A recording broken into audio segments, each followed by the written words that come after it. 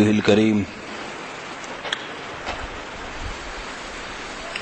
آج ہم نے سورہ احقاف پڑھی ہے، سورہ حجرات، سورہ فتح،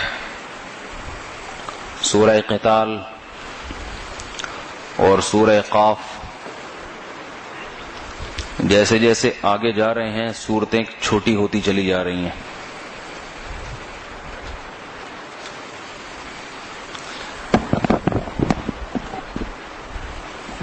سورہ احقاف میں اللہ تعالیٰ نے قوم عاد کا ذکر فرمایا. احقاف کہتے ہیں ریت کے ٹیلوں کو. یہ قوم ریت کے ٹیلوں پہ گھر بنا کے رہتی تھی. حضرت ہود علیہ السلام نے فرمایا کہ اللہ کے سوا کسی کی عبادت نہ کرو، تو جواب میں کہنے لگے کہ اجئتنا لتأفکنا عن آلہتنا، آپ ہمیں ہمارے باپ دادا کے دین سے ہٹانے کے لیے آئے ہو. یہ واقعہ پہلے بھی گزر چکا ہے، صرف اس میں جو مختصر بیان ہوا ہے وہی بتاتا ہوں. پھر کہنے لگے کہ اگر آپ سچے ہو، حضرت ہود علیہ السلام سے کہنے لگے کہ اگر آپ سچے ہو تو اللہ کا عذاب لے آؤ.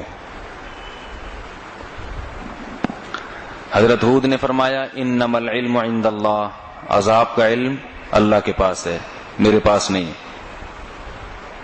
اور میں تو تمہیں پیغام پہنچانے کے لیے آیا ہوں، جو میری ذمہ داری ہے تمہیں بتا دوں گا، اس سے زیادہ منوانا میری ذمہ داری نہیں ہے. اللہ فرماتے ہیں فلما رأوه عارضا مستقبل اودیتهم، جب عذاب آیا ہے تو بادل کی شکل میں، جب وہ کالی گھٹا انہوں نے اپنے علاقے کی طرف آتی ہوئی دیکھی تو کہنے لگے کہ یہ تو بادل ہے جو ہم پہ برسے گا. حضرت ہود نے فرمایا نہ، بل ہوا مستعجلتم بہ، یہ وہ عذاب ہے جس کی تم جلدی میں چاہ رہے تھے. ریح فیہا عذاب علیم، اس میں ایسی ہوا ہوگی جس میں دردناک عذاب ہوگا. تدمر کل شیء بامر ربہا، رب کے حکم سے یہ ہوا ہر چیز کو تہس نہس کر دے گی. اللہ نے دوسرے مقام پہ فرمایا فَأَرْسَلْنَا عَلَيْهِمْ رِيحًا صَرْصَرًا فِي أَيَّامٍ نَحِسَاتٍ. قوم عاد کہتی تھی من اشد منا قوہ، ہم سے زیادہ طاقتور کوئی بھی نہیں ہے. کھجور کے تنوں جتنے تو ان کے قد ہوتے تھے، اتنے اونچے قداور. نبی نے ان سے کہا، اللہ کا پیغام پہنچایا کہ بھئی جس رب نے تمہیں بنایا ہے وہ تم سے بھی زیادہ طاقتور ہے، اس کے سامنے کچھ بھی نہیں ہو تم. اللہ فرماتے ہیں فَأَرْسَلْنَا عَلَيْهِمْ رِيحًا صَرْصَرًا فِي أَيَّامٍ نَحِسَاتٍ. اور ایک اور مقام پر فرمایا فَأَمَّا عَادٌ فَأُهْلِكُوا بِرِيحٍ صَرْصَرٍ عَاتِيَةٍ، ہم نے عاد کو ہلاک کیا ایک ہوا کے ذریعے. سرسر، ایسی ہوا جس میں خوفناک آواز ہوتی ہے، جب بہت تیز ہوا چلتی ہے نا اس کی آواز بڑی خوفناک ہوتی ہے. آتیتن، فرمایا وہ ہوا سرکش ہوا تھی. ہوا جب ایک چلتی ہے نا ایک لمٹ سے، قانون اور ضابطے کے تحت چلتی ہے، لیکن اللہ فرماتے ہیں وہ ہوا ایسی تھی جو سرکشی کرنے والی، کوئی حدود اور قیود نہیں جانتی تھی. اہلکوا بریح صرصر واما عاد فاہلکوا بریح صرصر، تیز ہوا کے ذریعے ہم ہلاک کیا. وہ اور کیا فرماتا اللہ نے فرمایا 7 لیال و 8 ایام، 7 راتیں اور 8 دن تک ان پر ہوا کا طوفان مسلط رہا ہے. فہل تری لہم من باقیہ، فرمایا کوئی ایک بھی پھر ان میں تم میں نظر آتا ہے؟ کوئی ایک بھی نظر آیا؟ کسی ایک کو بھی زندہ نہیں چھوڑا. کأنہم اعجاز نخل خاویہ، جیسے کھجور کی جڑیں ہوتی ہیں نا، بے جان جڑیں، اور کھجور کے گرے ہوئے تنے ایسے اوندھے پڑے ہوئے تھے جب طوفان تھمائے. ایک ہفتہ ہوا چلی ہے، ہواؤں نے اٹھا اٹھا کے ان کو زمین پہ پٹخا ہے اور ان کے گھروں کے نام و نشان بھی نہیں چھوڑے۔ علماء نے یہ لکھا ہے کہ اللہ نے ان کو ہوا کے ذریعے ہلاک کیوں کیا؟ فرعون کو تو پانی میں غرق کیا تھا، نوح علیہ السلام کی قوم کو بھی پانی میں غرق کیا، قوم سمود کو فرشتے نے زور سے چیخ ماری، ان کے کلیجے پھٹ گئے۔ تو قوم عاد کو ہوا کے ذریعے کیوں ہلاک؟ اس کی حکمت یہ بیان کی ہے کہ یہ اپنے آپ کو سب سے بھاری سمجھتے تھے، سب سے ہلکی چیز سے اللہ نے ہلاک کیا ان کو۔ ہوا تو کسی کو کچھ نہیں کہتی، تو اللہ نے بتا دیا کہ تمہارے قد آور جسم اور تمہاری مضبوط عمارتیں جو پہاڑوں کو تراش کے، چٹانوں کو تراش کے مضبوط عمارتیں بناتے ہو، یہ عمارتیں بھی تمہیں ہوا سے نہیں بچا سکتی۔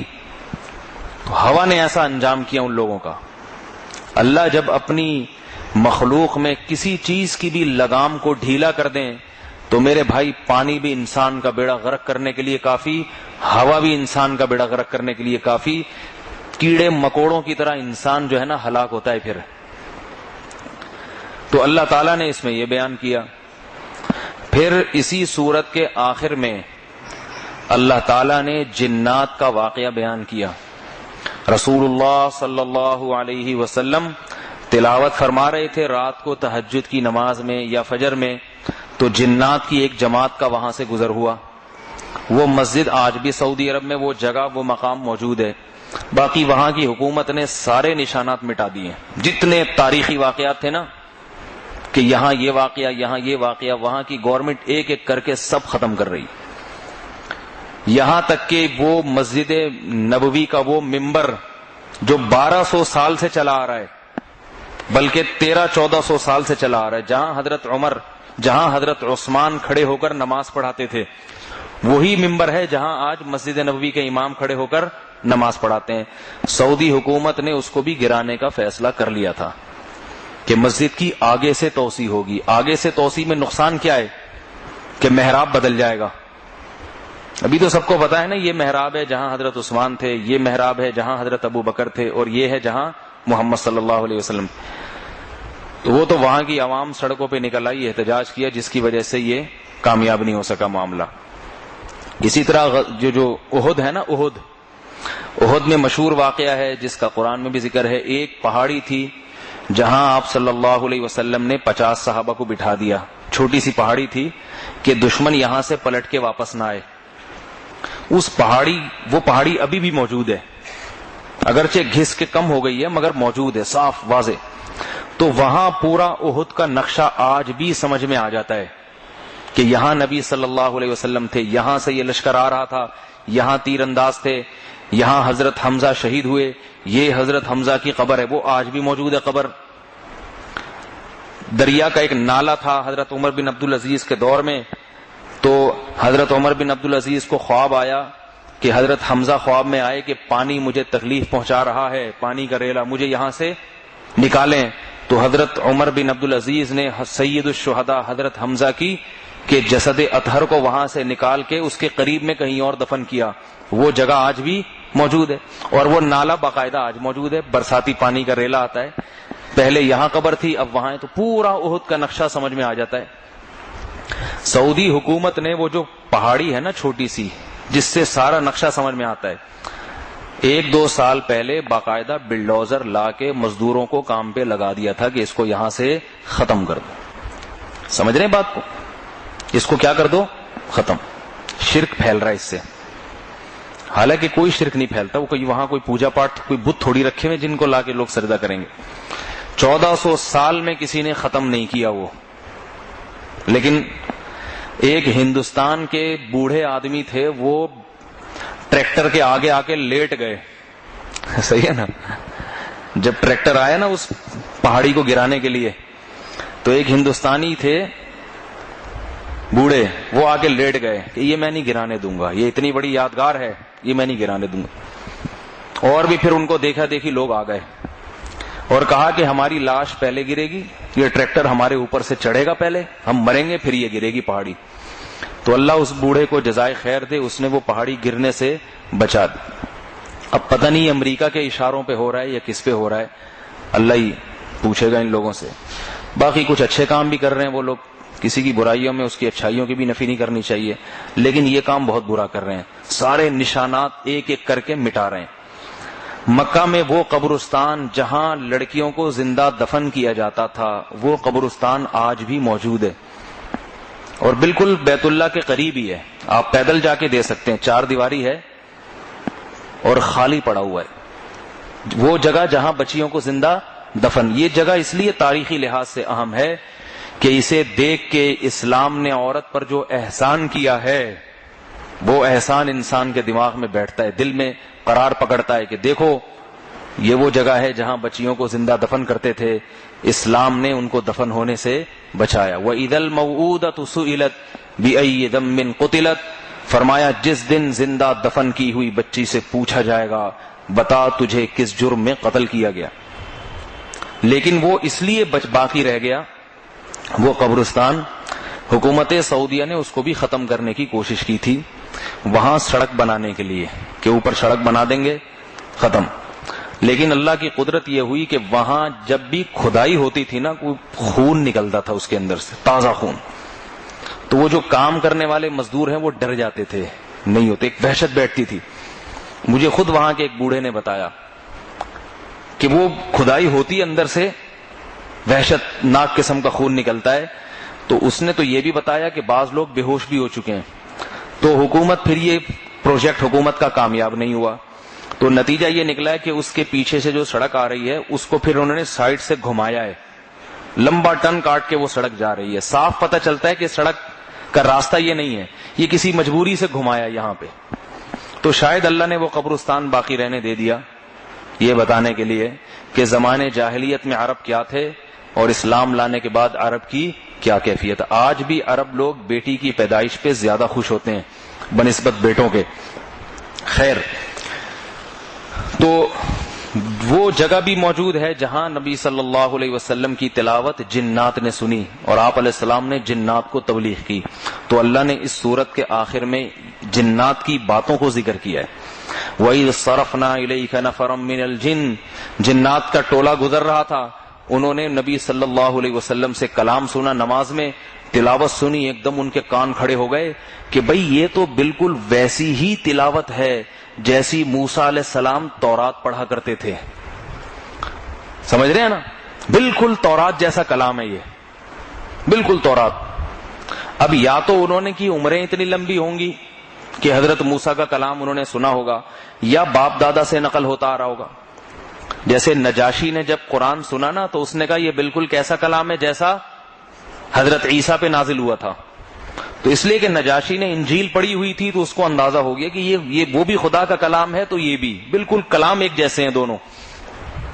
تو یا تو جنات نے باپ دادا سے سنا ہوگا وہ کلام، یا یہ کہ جنات کی عمریں بڑی لمبی، سنا ہے واللہ عالم، میں نے کسی جن سے میرا ٹاکرا ہوا نہیں۔ ایک آدمی تھا نا، اس کو کسی نے بتایا کہ اس فلیٹ میں جنات رہتے ہیں، یہ نہیں خریدو، وہ بڑا فنٹر بنا، اس نے کہا نہیں ہم تو خریدے گا، کوئی جن ون نہیں ہوتا۔ تو جا کے بیل بجائی، اندر سے ایک صاحب نکلے، یہ بڑا خوش کے خام خامے لوگوں نے مشہور کیا ہے جنات جنات۔ صاحب نکلے، ہاں بھائی خیریت کیسے آنا ہو؟ کہہ رہے یار میں یہ گھر کرائے پہ خریدنا چاہتا ہوں، فلیٹ ہے، تو میں نے سنا یہاں جنات ونات بھی ہیں، آپ بتائیں آپ یہاں رہتے ہیں؟ تو کہتا ہے میں تو 500 سال سے رہ رہا ہوں، مجھے تو ابھی تک کوئی نظر نہیں آیا۔ پتا چلا یہی جن ہے۔ تو وہ جواب کیا کہتا ہے، میں تو 500 سال سے رہ رہا ہوں، مجھے کوئی نظر نہیں آئی۔ یہ بیچارہ الٹے پاؤں بھاگا، کمبخت انسان تو 500 سال سے نہیں رہ سکتا۔ یہ تو خیر ایک لطیفہ ہے آپ کو تھوڑا سا فریش کرنے کے لیے۔ تو باقی کسی گھر میں جنات ونات کو اتنا بڑا پرابلم نہیں ہے، چلے جایا کریں، ٹھیک ہے نا۔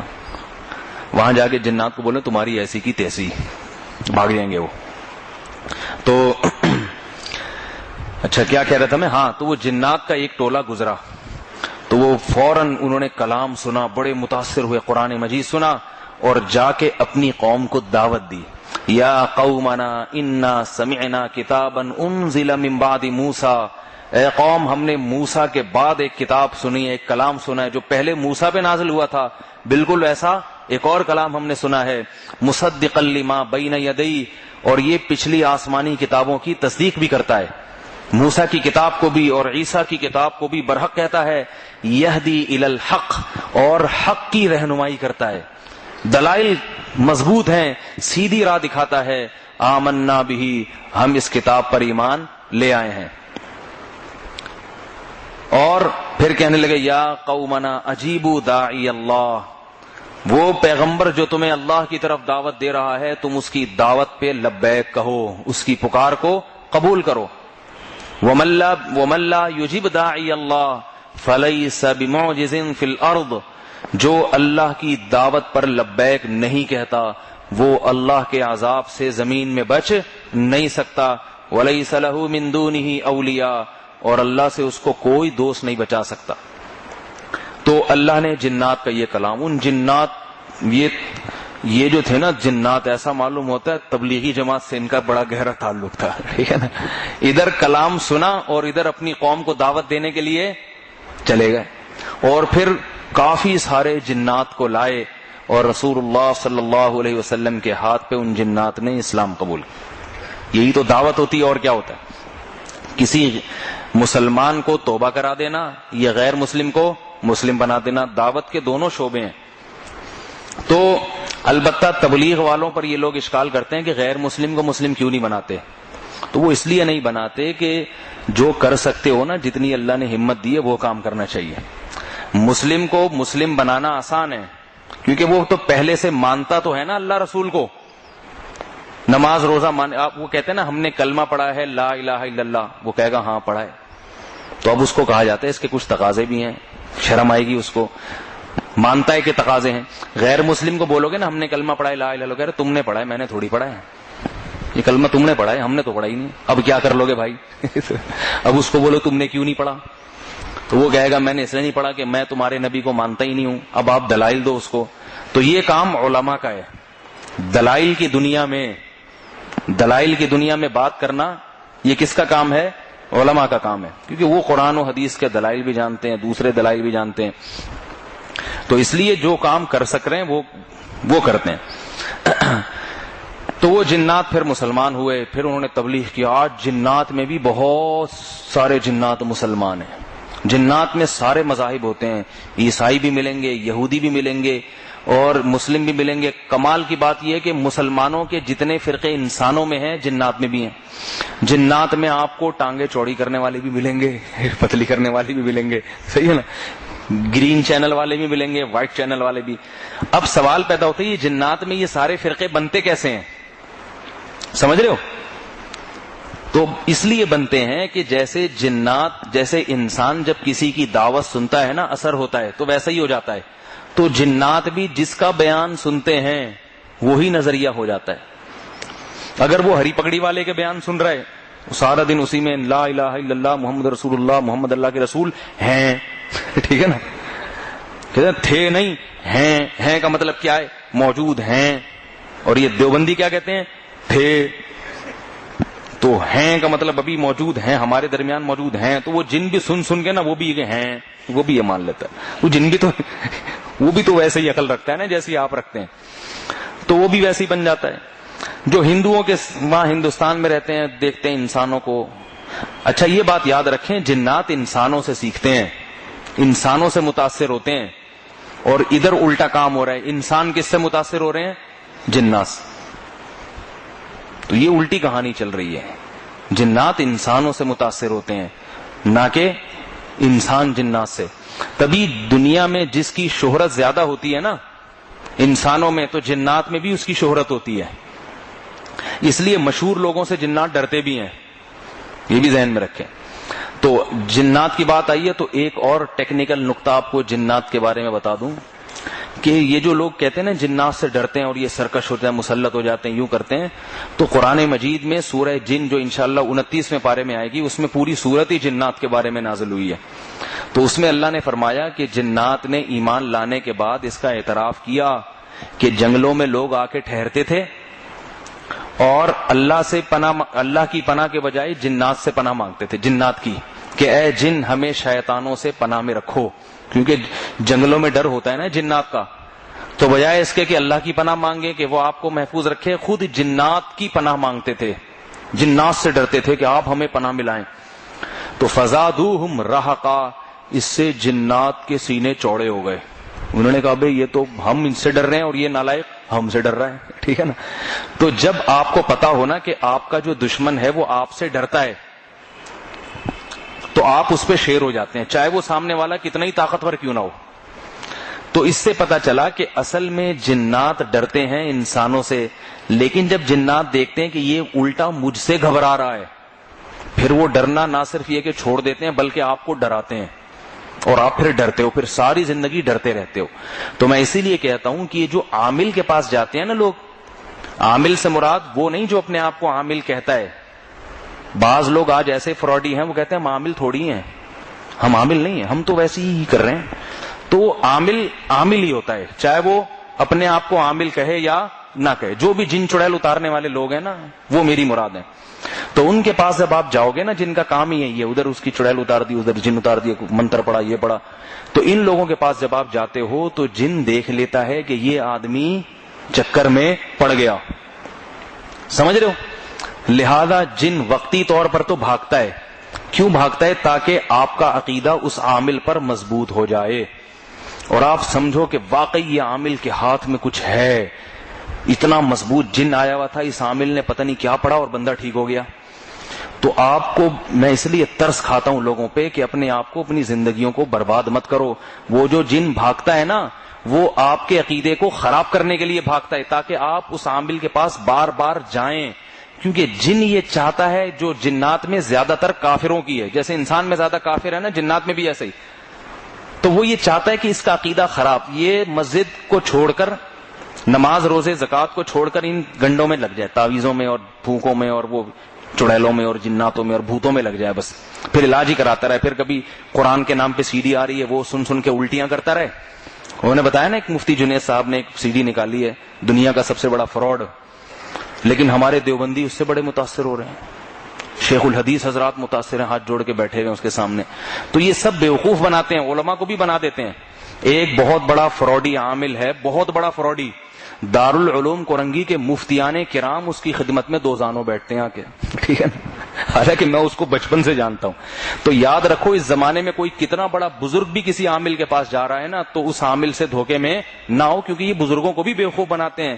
نیک ہونا اور مفتی ہونا الگ چیز ہے اور دماغ میں سینس ہونا الگ چیز ہے. مفتی تو آج کل اسے کہتے ہیں جو مفتیوں کا کورس کر لے، وہ تو بڑے بڑے احمق اور بیوقوف بھی کر رہے ہیں. جیسے ڈاکٹروں میں نا ایک سے ایک عجیب سی چیزیں پیدا ہو رہی ہیں نا، ایم بی بی ایس کوئی بھی کر لیتا ہے، تو مفتیوں میں بھی، علماء میں بھی ایسا ہی ہے. دور حدیث میں جا کے دیکھو، آپ کو بہت سارے ایسے عجیب عجیب سی چیزیں نظر آئیں گی وہاں پہ. آپ بولو گے یہ کس قسم کی چیزیں ہیں جو عالم بن رہی ہیں، لیکن وہ چیزیں ہیں بہرحال بن رہی ہیں. کیونکہ مدارس میں چھانٹی کرنا ممکن نہیں ہے، بلکہ کسی ادارے میں ممکن نہیں ہے. یا تو سب کا ISSB کا ٹیسٹ ہو پہلے، سلیکشن سے پہلے، جو آرمی میں ہوتا ہے، ایک ایک چیز دماغ کے نٹ بولٹ چیک کیے جائیں، اس کے کیا ہے، کھوپڑی ہے بھی یا نہیں ہے. تو اتنا ٹیسٹ کے بعد جو ہے نا پھر یہ مسئلہ نہیں ہے، پھر بڑا مسائل ہو جائیں گے، یہ ممکن نہیں ہے. تو اس لیے سب آ رہے ہیں. اس میں چند اچھے بھی ہوتے ہیں اور بیچارے سیدھے سادے بھی ہوتے ہیں. تو وہی عالم مفتی بن جاتے ہیں، پھر ان کو عالم بھی عامل بھی بیوقوف بناتے ہیں. تو وہ بیچارے سیدھے ہوتے ہیں مگر بن جاتے ہیں. سیدھے ہیں تبھی تو بنتے ہیں نا. ٹھیک ہے نا؟ تو یہ حساب کتاب ہے. تو اس لیے ان سے متاثر نہ ہوا کرو کہ یہ تو فلاں بزرگ کے خلیفہ ہیں اور فلاں اتنے بڑے حضرت جی ان کے پاس جاتے ہیں. حضرت جی کو بھی بیوقوف بناتے ہیں.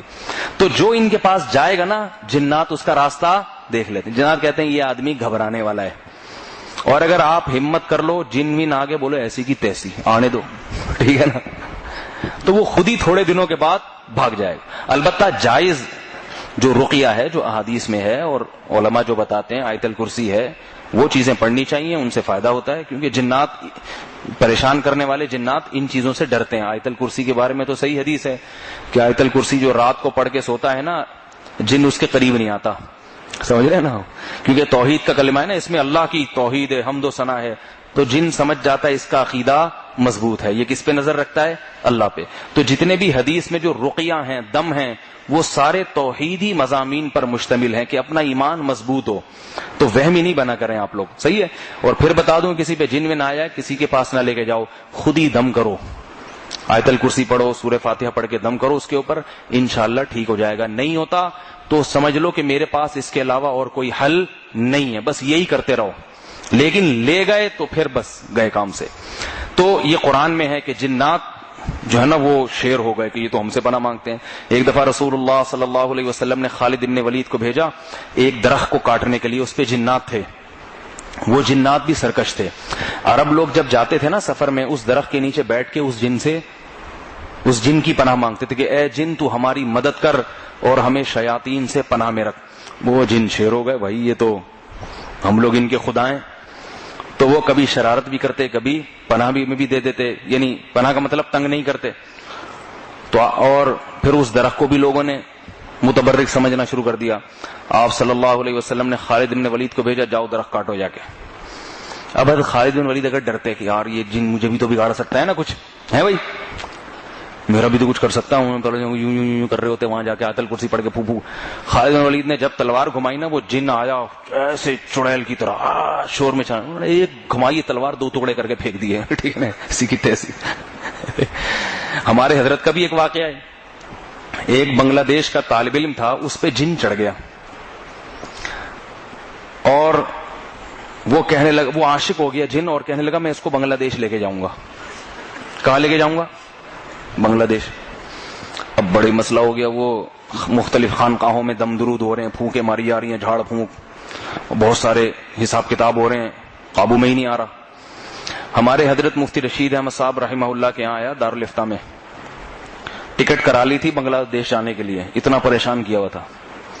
تو حضرت کو کسی نے بتایا یہ طالب علم میں جن چڑھا ہوا ہے اس پہ، اور یہ بڑا شرارتی جن ہے، اتر نہیں رہا. حضرت گئے، حضرت نہیں، یہ پھونفا نہیں، صحیح ہے نا، بیٹھے اندر مندر کے لیے اندر. حضرت نے کہا اتنا ٹائم نہیں ہے بھائی، بہت سارے کام ہو. حضرت گئے تو وہ جن ہوا میں اچھل رہا ہے حضرت پہ حملہ کرنے کے لیے. نا حضرت نے آستین چڑھائی، زور سے ایک لگایا، یہ ایسی کی تیسے. ڈرے نہیں نا، جن سے ڈر گئے نا بھائی، تھوڑا سا ایسے ہوگا نا یہ کیا ہو رہا ہے، بس وہ مسلط. پھر وہ آپ کا بھی یوں مروڑ دے گا آپ کو. ایک اور آپ پہ بھی آ جائے گا، آپ کو کہے گا آپ کو انڈونیشیا لے کے جاؤں گا میں. وہ بنگلہ دیش، آپ کا ٹکٹ انڈونیشیا. تیسرا آئے گا تو وہ فلسطین. تو بس اسی میں لگے رہو، پھر تو ہر ایک کے ٹکٹ کراتے رہو. تو حضرت کے پاس ٹائم نہیں. حضرت گئے، حضرت نے ہاتھ بھی حضرت کا بڑا مضبوط تھا، جن لوگوں نے دیکھا ہے. تو ایک گھما کے لگایا زور سے، ایسی کی تیسی، ہمیں ڈر آ رہا ہے. وہ پڑاک نیچے گرا بے ہوش. تھوڑی دیر کے بعد اٹھا کہنے لگا ہم جا رہے ہیں. چلا گیا. وہ بچہ ٹھیک ہو گیا. اس کے بعد اس جن نے جا کے اپنے جنات میں مشہور کر دیا کہ یار ان کا تھپڑ بڑا سخت ہے. اس کے بعد حضرت کے ساتھ کئی واقعات ایسے ہوئے، کسی پہ جن چڑھتا تھا نا، حضرت ان کو یہ کہتے تھے کہ ان کو بتا دو مفتی رشید احمد آ رہے ہیں. تو حضرت ابھی گھر پہنچتے تھے، گھر والے بتاتے تھے کہ یہ جنات نے جب سنا کہ رشید احمد صاحب آ رہے ہیں، حضرت مفتی رشید احمد صاحب، تو جن کہتے تھے مفتی صاحب آ رہے ہیں، ہم جا رہے ہیں. ٹھیک ہے نا، یہ بڑا مشہور مقولہ تھا، مفتی صاحب آ رہے ہیں، ہم جا رہے ہیں. تو بالکل نہ ڈرا کرو. یہ جو عامل لوگ جب ڈرائیں نا تمہیں کہ ہم تم پر یوں کر دیں گے، وہ تو تیرے باپ میں دم ہی نہیں ہے کچھ کرنے کا، تو کر کے دکھا یار، دیکھوں میں تو کرتا کیا ہے. ہوتا کیا ہے، لوگ ڈرتے ہیں یار اس عامل نے نا مجھ پہ جادو کا وہ کر دیا ہے، ڈرا ہوا آیت الکرسی بھی پڑھ رہا ہے، پھر یہ بھی سائیکی ہو گیا. پھر ہو گیا جب ایک دفعہ نفسیاتی ہو گیا نا. ایک لڑکے کا میرے پاس فون آیا کہ حضرت میں ایک عامل کو برا بلا کہتا ہوں، اس عامل نے کہا ہے 24 گھنٹے کے اندر اندر دیکھ میں تیرے ساتھ کیا کرتا ہوں. اب یہ ڈر رہا ہے، گھر میں مجھے فون کیا حضرت، میں نے تو بول تو دیا تھا اس کو آپ کا بیان سن کے، لیکن پرابلم میں پھنس گیا ہوں میں نے کہا اس عامل کو فون کرو، بولو بھائی یہ اس کو سلیٹ لینگویج کہتے ہیں، بازاری زبان، لیکن یہ پھڈوں میں تو یہی ہوتی ہے نا بازاری، تیرے باپ میں دم. یہ تو اب لوگ کہتے ہیں نا ممبر پہ مولوی صاحب کیسی باتیں کرتے، لیکن اب میں پھڈا تو یہی اسی طرح ہی بات ہوگی نا. میں تھوڑی کہوں گا آپ کے پاپا میں اگر دم ہے تو آپ بتائیے، آپ کی پیرنٹس میں اگر دم ہے تو آپ کچھ کر کے دکھائیے. تو جو جیسا واقعہ ہوتا ہے، چاہے ممبر ہو کہیں بھی ہو، بیان تو ویسے ہی کرنا ہے. تو میں نے اس سے کہا، میں نے کہا اس کو فون ملاؤ اور اس سے بولو تیرے باپ میں دم ہی نہیں ہے کچھ کرنے کا. باپ کا حوالہ اس لیے کہ تیرے باپ میں نہیں ہے, تو اس کا بیٹا ہے نا, تو کیا کر لے گا. تو نے جو کرنا ہے نا, جتنے منتر پڑھنے ہیں بیٹھ کے سارے میرے خلاف پڑھ لے, تو میرا ایک بال نہیں گرا سکتا. اس کو میں نے کہا یہ دھمکی لگا دو, اور بولو پھر میں نے جو تیرے ساتھ کیا نا اس کو بولو, خود میں نے کہا دھمکی دو, بولو کہ یہ تو میں دیکھ تیرے ساتھ کیا کرتا ہوں, تیرا سارا ٹھکانہ اٹھوا کے میں نے 90 والوں سے برباد نہیں کروایا نا, پھر دیکھنا. میں نے کہا حوالہ دے دو 90 کا. تو وہ 24 گھنٹے گزرے, اس کا فون آیا, کہہ رہا اللہ کا شکر ہے کچھ بھی نہیں ہوا, میں نے ایسی دھمکی دے دی تھی, بالکل فٹ فاٹ ہے, صحیح ہوں میں, ٹھیک ہے. تو یہ عامل ڈرتے ہیں. دیکھو پولیس والے جب جاتے ہیں نا عاملوں پہ چھاپا مارنے, تو عاملوں کے جنات کدھر غائب ہو جاتے ہیں. حالانکہ یہ تو 10-10 لاکھ کہتے ہیں نا جنات ہے, 10 لاکھ جنات. عامل ایسی باتیں کرتے ہیں. ایک میں قاری صاحب تھے, 17 بڑے نیک, لیکن سارے ہی چھوڑو ہوتے ہیں اس میں. مجھے کہہ رہے میں نے 10 لاکھ جنات جلائے ہیں. میں نے کہا کچھ تھوڑا سا کم کر لو بھائی, تھوڑا سا کم. تو وہ قاری صاحب کو بھی عامل نے بیوقوف بنا دیا. وہ نیک آدمی تھے لیکن یہ عامل بیوقوف بنا دیتے ہیں کہ آپ کو بھی میں نے یہ ہنر دے دیا ہے. اب اس کو پتہ نہیں کیا جلتا ہوا نظر آ رہا ہے, کہہ رہے 10 لاکھ جنات. اور قاری بھی ہمارے جامعۃ الرشید کے, ٹھیک ہے نا, اپنے ہی مدرسوں کا یہ حال ہے ہمارے, باقیوں کو ہم کیا روئیں. تو اس لیے بتا رہا ہوں, اس میں کوئی کسی سے متاثر ہونے کی ضرورت نہیں ہے کہ حضرت جی نے فلانے بزرگ فلانے صاحب ہیں تو فلانے, سب ایسے ہی چل رہا ہے حساب کتاب. خود ہی اتار دیا کرو, ٹھیک ہے, 2-4 کس کے لگا دو, یا یہ کہ آیت الکرسی پڑھ کے پھونک مارو, دیکھو کتنا اثر ہوگا آپ میں. اور اگر آپ یہ سمجھتے ہیں کہ نہیں نیک پرہیزگار نہیں ہے, نیک آدمی کی پھونک میں زیادہ دم ہے, تو کوئی بھی قریب میں مولوی صاحب جو آپ کو لگیں یہ نیک ہیں, مولوی صاحب ہونے کے باوجود یہ نیک ہیں, تو آپ ان سے دم کرا لیا کرو. صحیح نا, ادھر ادھر نا, کسی جو بھی آپ کو بزرگ لگیں, اچھے لگیں کہ بھائی حضرت آپ کی پھونک میں زیادہ دم ہے, آپ تلاوت کرتے ہیں, آپ نیک آدمی ہیں, تو اس میں یہ اللہ کی رحمت سے امید ہے. بھائی برکت کا تو کوئی منکر نہیں ہے نا, اللہ تعالیٰ نے کسی کی پھونک میں زیادہ برکت رکھی ہے, کسی میں کم برکت رکھی ہے. گٹکے والا پھونکے گا وہ کچھ اور ہی ہو جائے گا اس میں, ٹھیک ہے نا. تو 2-4 جنات پہلے سے تھے, وہ اور بھی آ جائیں گے. اس کی بدبو سونگے نا, جنات کو بدبو سے بڑی محبت ہوتی ہے, یہ بھی یاد رکھیں. خوشبو اور یہ جو ہے نا, اس صفائی ستھرائی سے جنات نفرت کرتے ہیں, گندگی ناپاکیوں سے محبت کرتے ہیں جنات. تو یہ جنات کی بات آئی تو میں نے اس لیے بتا دیا. اچھا, اب اس کے بعد جو ہم نے پڑھی, اتنا وقت تو نہیں ہے, جلدی سے سمیٹتا ہوں. سورہ فتح پڑھی ہے, جس میں اللہ تعالیٰ نے صحابہ کرام کی بیعت رضوان کو ذکر کیا ہے. یہ مزہ اس لیے آتا ہے پڑھنے میں کہ جب آپ پورا قرآن سنتے ہیں, سمجھتے ہیں, تو تمام امتیوں کے حالات سامنے آتے ہیں انسان کے. پچھلی امتوں میں آنے والے نبیوں کو ان کے امتیوں نے کیسا کیسا ستایا ہے. لیکن جب بات آتی ہے صحابہ کرام کی, تو قرآن پھر ان کی تعریفیں کرتا ہے کہ محمد صلی اللہ علیہ وسلم کو جو ساتھی ملے ہیں وہ موسیٰ کے ساتھیوں کی طرح نہیں, وہ عیسیٰ کے ساتھیوں کی طرح نہیں. صحابہ کرام نے رسول اللہ صلی اللہ علیہ وسلم سے موت پر بیعت لی تھی درخت کے نیچے.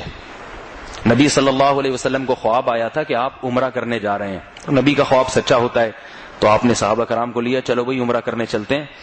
مشرکین کو بتا دیا ہم لڑنے بھڑنے نہیں آ رہے, مکہ صرف عمرہ کریں گے اور واپس آ جائیں گے. صحیح ہے نا. تو عرب میں دستور تھا دین ابراہیمی کہ بیت اللہ سے کوئی کسی کو نہیں روک سکتا طواف سے اور حج عمرے سے, چاہے وہ آپ کے مذہب پہ ہو یا نہ ہو. تو مشرکین کے ہاں یہ قانون تھا. اسی قانون کی بنیاد پر آپ صلی اللہ علیہ وسلم تشریف لے گئے کہ بھئی آپ جا کے عمرہ کریں گے, اور مشرکین کو پہلے بتا دیں گے کہ ہم جنگ و جدال کے لیے نہیں آئے. تو کیونکہ خواب بھی آیا تھا. اب جب حدیبیہ کے مقام پہ پہنچے ہیں تو قصہ بہت سمیٹ رہا ہوں, مشرکین نے آنے سے منع کر دیا. آپ نے قاصد حضرت عثمان رضی اللہ تعالیٰ عنہ کو مشرکین سے بات چیت کے لیے بھیجا کہ وہ یہ بتائیں کہ ہم لڑنے کے لیے, نہ ہم تمہیں ماریں گے نہ تم ہمیں, عمرہ کر کے واپس آ جائیں گے. تو حضرت عثمان کے بارے میں یہ افواہ پھیل گئی کہ حضرت عثمان کو شہید کر دیا گیا ہے. قاصد کو شہید کرنا, سفیر کو, کسی بھی ملک کا جو سفیر آتا ہے نا تو وہ پیغام لے کر آتا ہے, اس کو قتل کرنے کا دنیا میں کہیں بھی قانون نہیں ہے. اس طرح تو پھر کوئی ملک کسی ملک سے بات چیت ہی نہیں کر سکتا نا. تو جب یہ خبر آئی ہے تو آپ صلی اللہ علیہ وسلم غضبناک ہو گئے. 1400 صحابہ تھے, یہ تقریباً 6 ہجری یا 5 ہجری کا واقعہ ہے, زیادہ روایات 6 ہجری کی ہیں, ہجرت کے 6 سال کے بعد. تو آپ صلی اللہ علیہ وسلم نے صحابہ کرام سے موت پر بیعت لی. تو 1400 صحابہ نے آپ صلی اللہ علیہ وسلم کے ہاتھ پر بیعت کی ہے کہ ہم اس وقت تک لڑیں گے جب تک ہمارے جسم میں خون ہے. یہ 1400 تھے اور مکہ والے بہت زیادہ تھے. تو اللہ کو ان کی یہ بیعت پسند آئی.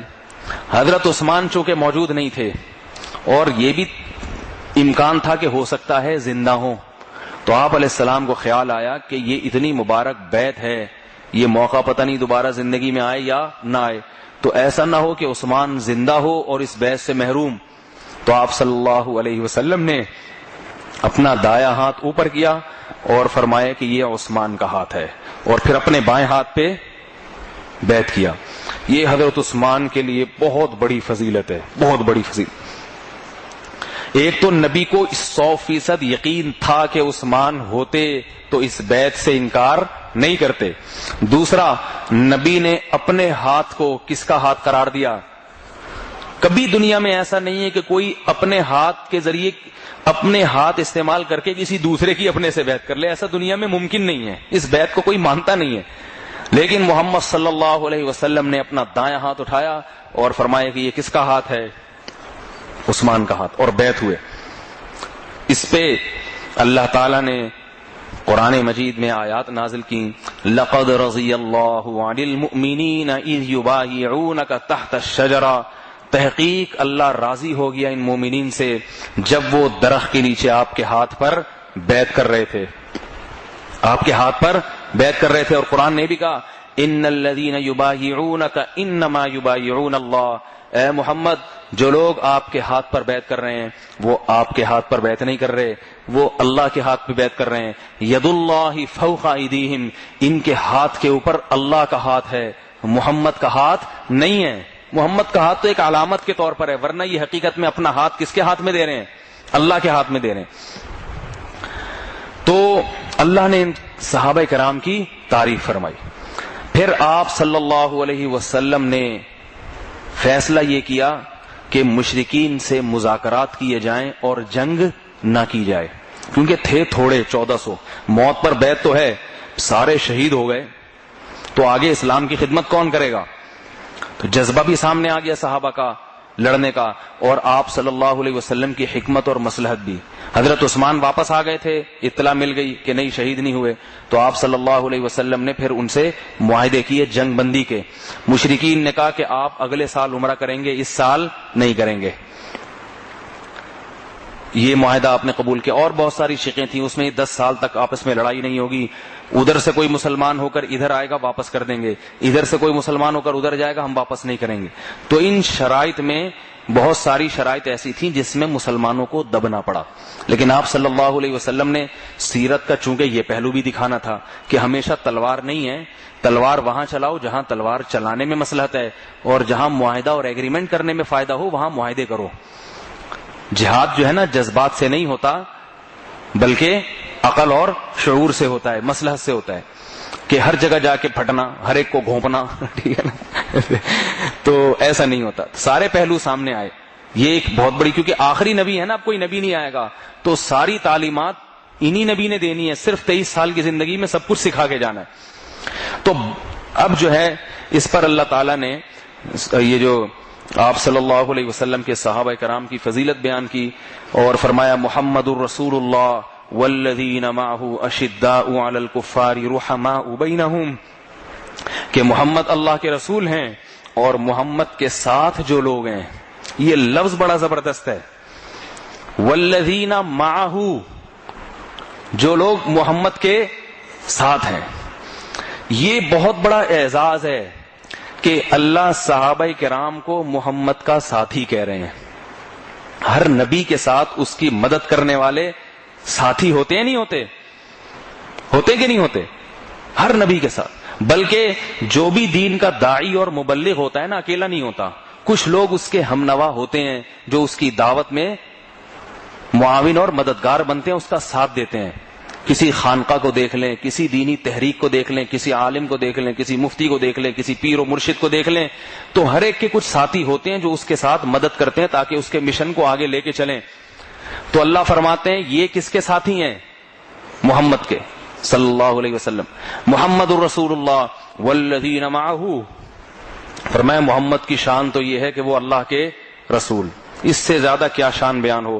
اللہ کے سفیر ہیں، دنیا میں آئے ہیں، لیکن وہ لوگ جو ان کے ساتھ ہیں اشداء علی الکفار، کافروں پر بڑے سخت. یہاں کافر سے مراد ہر کافر نہیں ہے، بلکہ کافر سے مراد وہ کافر جو اسلام کے خلاف لڑنے والا کافر ہے. یہ ذہن میں رکھیں، ہر کافر کے خلاف شدت کا حکم نہیں ہے شریعت میں، کیونکہ یہ صحیح احادیث سے یہ بات ثابت ہے کہ آپ صلی اللہ علیہ وسلم اپنے پڑوس میں رہنے والے یہودی کو بھی تحفے تحائف بھیجا کرتے تھے، اس کے مریض کی عیادت کیا کرتے تھے، اور آپ صلی اللہ علیہ وسلم نے غیر مسلم جو رشتہ دار ہیں ان کے ساتھ بھی حسن سلوک کا حکم دیا ہے. تو یہاں مخصوص کافر مراد ہیں.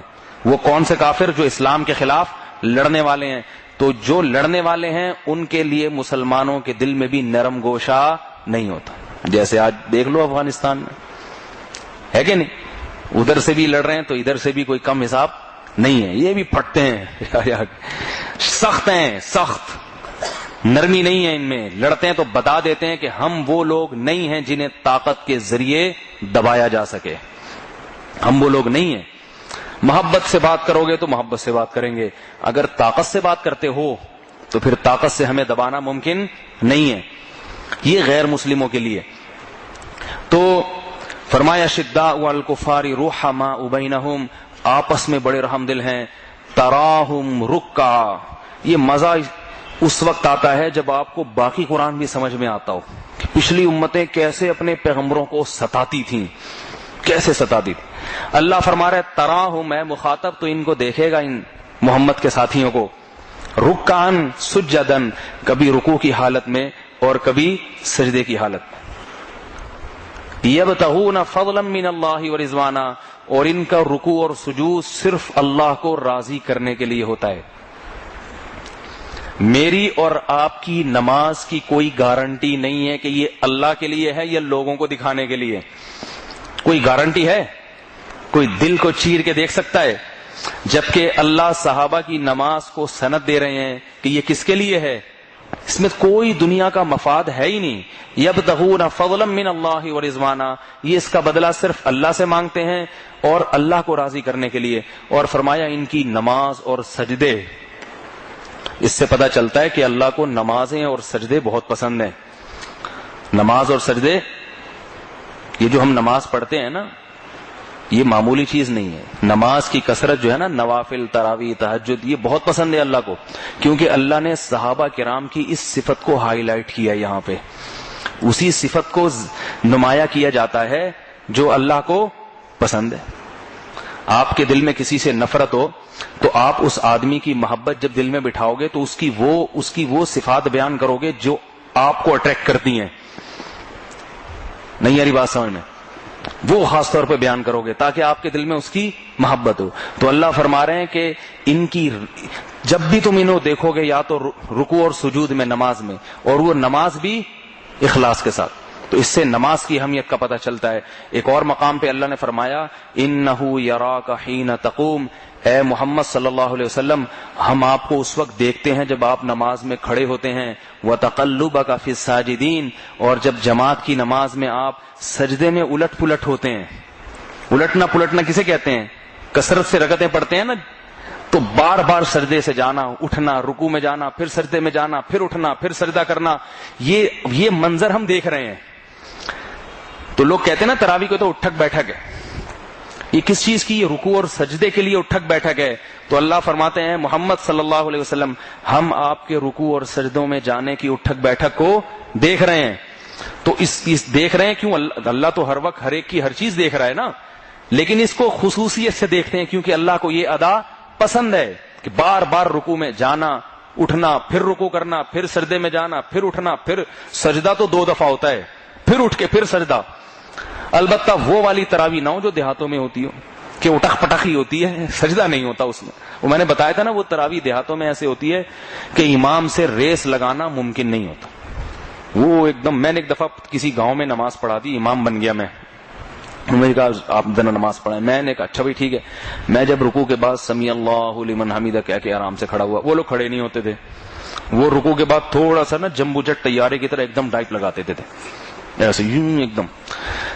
اب ان کو اپنے امام کی عادت تھی، ہمیں اپنی والی عادت تھی. ہم جب کھڑے ہوئے سمیع اللہ لمن حمیدہ کہہ کے جیسے ہی کھڑا ہوا ہوں تو میں نے آرام سے توجہ میری سامنے، ربنا لک الحمد، اب میں جب رکوع سجدے میں جانا تو پیچھے دیکھا پوری پبلک سجدے میں پہلے سے، اور سجدے میں ان کا خیال تھا کہ امام ہم سے پہلے پہنچ چکا ہوگا، لیکن جب سجدے کے قریب گئے نا تو پھر میری طرف یوں کر کے دیکھ رہے ہیں کہ یہ ابھی تک وہاں کھڑا ہوا کیا کر رہا ہے مجھے بڑی ہنسی آئی بالکل یہ منظر تھا کہ سجدے کے قریب جا کے نا یوں کر کے دیکھ رہے ہیں کہ یہ امام کو کیا ہو گیا، کیا کر رہا ہے ابھی تک. تو یہ والا الٹنا پلٹنا نہیں، وہ جس میں رکوع اور سجدے کی تسبیحات مکمل کی جائیں، کم از کم 3 دفعہ سبحان ربی الاعلیٰ تو تسلی سے کہنا انسان. اس لیے علماء نے لکھا ہے کہ تراویح میں اگر بہت اسپیڈ مار رہا ہے نا امام تو پھر اس کے پیچھے تراویح پڑھنا جائز نہیں ہے، پھر بہتر ہے گھر میں چھوٹی صورتوں سے پڑھ لو، کیونکہ نماز کو بیڑا نہ غرق کرے آدمی، نماز کا برباد نہ کرے. تو اللہ نے کیا صفت بیان کی کہ تم ان کو دیکھو گے رکوع اور سجود میں، اور فرمایا یبتغون فضلا من اللہ ورضوانا سیماہم فی وجوہہم من اثر السجود، فرمایا سجدوں کے آثار تمہیں ان کے چہروں سے نظر آئیں گے. رات کو تنہائیوں میں جو نماز پڑھتے ہیں اور سجدے میں روتے ہیں، دن میں ان کے چہرے بتائیں گے. چہرے جب انسان اللہ کی عبادت کثرت سے کرتا ہے اس کے چہرے پہ خاص قسم کا نور پیدا ہو جاتا ہے. فرمایا کہ ان کی جو دل کی کیفیت ہے وہ ان کے چہروں سے جھلکتی ہے. اور آگے اللہ فرماتے ہیں کہ ذالک مثلہم فی التوراۃ ومثلہم فی الانجیل، محمد کے جو ساتھی ملنے والے تھے نا صلی اللہ علیہ وسلم کو، یہ صفات ہم موسیٰ کو بھی بتا چکے تھے تورات میں، اور عیسیٰ ابن مریم کو بھی بتا چکے تھے انجیل میں، اور یہود و نصارہ کو بھی بتا چکے تھے تورات اور انجیل میں. تورات اور انجیل میں جو آنے والا نبی تھا محمد صلی اللہ علیہ وسلم، جہاں اس کی بشارتیں تھیں کہ ایک عرب میں نبی آئے گا، تو وہاں اس کے ساتھیوں کی بشارتیں بھی تھیں کہ جیسے نبی میں یہ علامتیں ہوں گی، اس نبی کے سچے ہونے کی علامت ایک یہ بھی ہے کہ اس کے ساتھیوں کی یہ علامتیں ہوں گی. تو بہت سے لوگ آپ صلی اللہ علیہ وسلم کے صحابہ کو دیکھ کر یقین کرتے تھے کہ یہ نبی سچا ہے، کیونکہ تورات اور انجیل میں جس پیغمبر کی سچے نبی کی علامتیں لکھی تھیں اس میں یہ بھی تھا کہ اس کے ساتھیوں میں یہ علامتیں ہوں گی. کثرت سے رکوع اور سجود کریں گے اور ان کے چہروں سے نور برستا ہوگا، تہجد اور تلاوت کا، اللہ کے خوف سے رونے کا. تو یہ خود محمد صلی اللہ علیہ وسلم کے سچے ہونے کی ایک علامت. پھر آگے اللہ نے ایک مثال دی، کزرع اخرج شطہ فآزرہ فاستغلظ فاستوى على سوقه يعجب الزراع ليغيظ بهم الكفار. فرمائے ان کی مثال ایسے ہے جیسے کھیتی میں کونپل نکلتی ہے پہلے بڑی کمزور،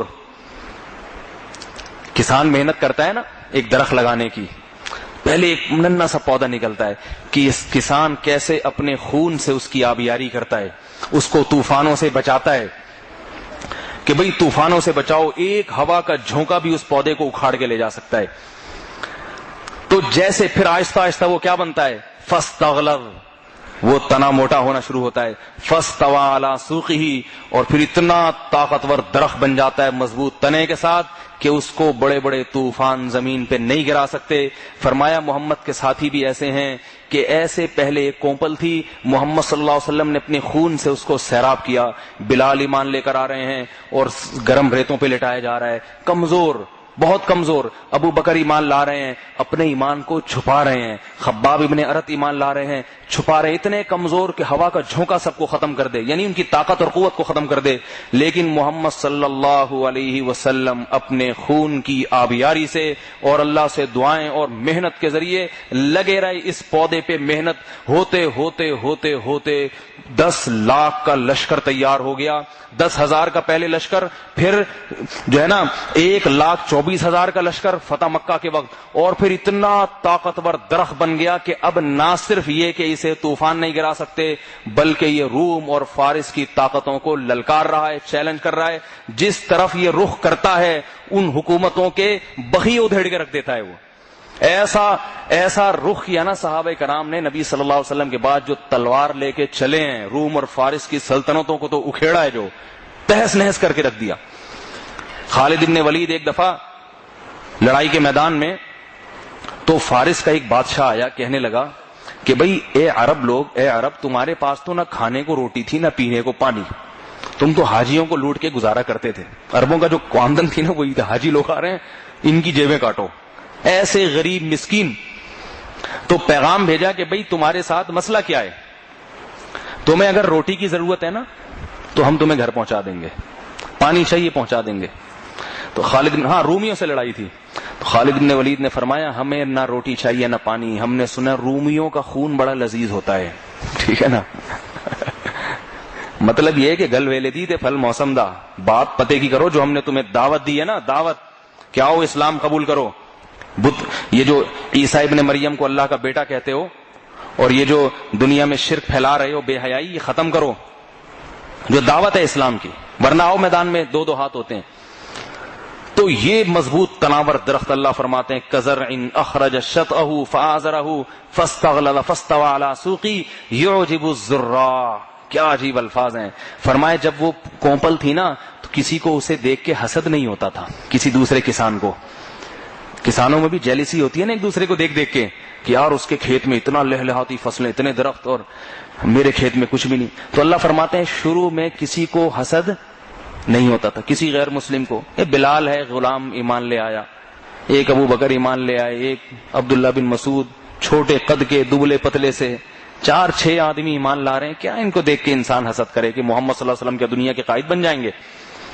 فرمائے لیکن جب وہ تناور درخت بنتا ہے اور پھل دیتا ہے تو یعجب الزراع لیغیظ بہم الکفار, دوسرے کسان اسے دیکھ کے جلتے ہیں. یہ کیا اس کے پاس تو کچھ بھی نہیں تھا, اس کے کھیت ایسے لہرا رہے ہیں. تو اللہ فرماتے ہیں یہود و نصارہ شروع میں تو ان کو کوئی مسئلہ نہیں تھا, ایسی باریک کومپلیں نکلی ہیں, لیکن محمد صلی اللہ علیہ وسلم کی محنت اور اللہ کی مدد اور ان صحابہ کی محنت اور ان کا راتوں کو اٹھنا اور ان کی نمازیں, انہوں نے اس درخت کو ایسا بنا دیا کہ ساری دنیا آج تک مسلمانوں سے جل رہی ہے, آج تک. تبھی دنیا میں کسی قوم پر ظلم نہیں ہو رہا سوائے مسلمانوں پر. کیوں جلتے ہیں؟ کہ ان کا مذہب ہمارے مذہب سے اچھا, ان کی تعلیمات ہماری تعلیمات سے اچھی. یہ ہوں گے تو لوگ ہمیں چھوڑ دیں گے, ہمیں چھوڑ دیں گے. برما میں کیا ہو رہا ہے, فلسطین میں کیا ہو رہا ہے, اور ساری دنیا میں جہاں جہاں دیکھ لو, کشمیر میں کیا ہو رہا ہے, سب مسلمانوں کے ساتھ ہو رہا ہے نا. تو ابھی تک یہ جلن ختم نہیں ہوئی. کیوں؟ اتنے طاقتور. اب تو طاقت ہے بھی نہیں پھر بھی جلنا ختم نہیں ہوتے. اب تو مسلمان خالی پیلی ہو چکے ہیں, کچھ بھی نہیں ہے, پھر بھی جل رہے ہیں کہ نہیں کوئی بھروسہ نہیں ہے. ماچس کی تیلی بھی نہیں ہونی چاہیے ان کے پاس. سمجھ میں آ رہی ہے بات سمجھ میں؟ تو ماچس کی تیلی بھی نہیں ہونی چاہیے, یہ پھٹ سکتے ہیں کبھی بھی. ٹھیک ہے نا, یہ پھٹ جائے گا. تو دیکھو پاکستان سے کتنا ڈرتا ہے امریکہ, حالانکہ امریکہ خود پاکستان کو جہاز دیتا ہے. بھائی تم جس کو جہاز دے رہے ہو, جس کو سب چیزیں دے رہے ہو, اس سے تم ڈر کیوں رہے ہو؟ وہ تمہارا کیا بگاڑ لے گا؟ پھر بھی ڈرتا ہے. ڈرتا ہے کہ نہیں ڈرتا؟ کہ نہیں بھائی کچھ بھی ہو سکتا ہے ان لوگوں کو. اور جو اسلامی ممالک ہیں سب کے خلاف سازشیں کیوں ہو رہی ہیں؟ کہ ان کو ڈر کس سے ہے؟ اسلامی ملکوں سے. تو یہ ہے لیغیظ بہم الکفار. صحابہ کرام نے جو درخت قائم کیا تھا نا اسلام کا اور طاقتور بنا دیا, اس کی طاقت اور قوت الحمدللہ اس کے اثرات آج تک باقی ہیں. اللہ تعالیٰ اچھا آخر میں اللہ نے سورت کو ختم کیا صحابہ کرام سے آخرت کا بھی وعدہ کیا. وعد اللہ الذین آمنوا وعملوا الصالحات منہم مغفرۃ واجرا عظیما. فرمایا اللہ نے تم سے وعدہ کیا ہے کہ اللہ تمہاری خطاؤں کو معاف بھی کرے گا اور اجر عظیم بھی. اس میں بتا دیا کہ ان سے بھی غلطی ہو سکتی ہے, لیکن ان کی غلطی کا معافی کا اللہ نے پہلے سے اعلان کر دیا ہے, کیونکہ ان کی خصوصیات بہت ہیں, ان کی اچھی باتیں بہت ہیں. تو اب جو بدبخت ہوگا وہ ان کی غلطیاں دیکھ کے اچھالے گا, اور جو عقلمند ہوگا وہ کہے گا بھائی جس کی خطا ہوئی ہے جس سے, جب وہ معاف کرنے کے لیے تیار ہے تو ہمیں کیا تکلیف ہے. ٹھیک ہے نا, اور وہ اس لیے معاف کر رہا ہے کہ ان کے دوسرے اعمال بھی بہت ہیں. اللہ تعالی ہمارے دلوں میں صحابہ سے محبت پیدا فرمائے اور ہمیں بھی صحابہ کے نقش قدم پہ چلنے کی توفیق عطا فرمائے. وما علینا الا البلاغ.